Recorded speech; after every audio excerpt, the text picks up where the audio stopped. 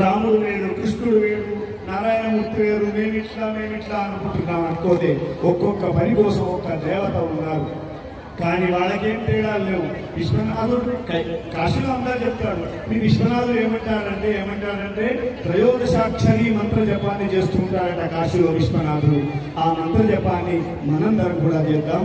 అదే 13 అక్షరాల జపము. శ్రీరామ జయ రామ జయ జయ రామ. అంతకు మించింది అద్భుతంగా అందరం కలిసి పాడదాం.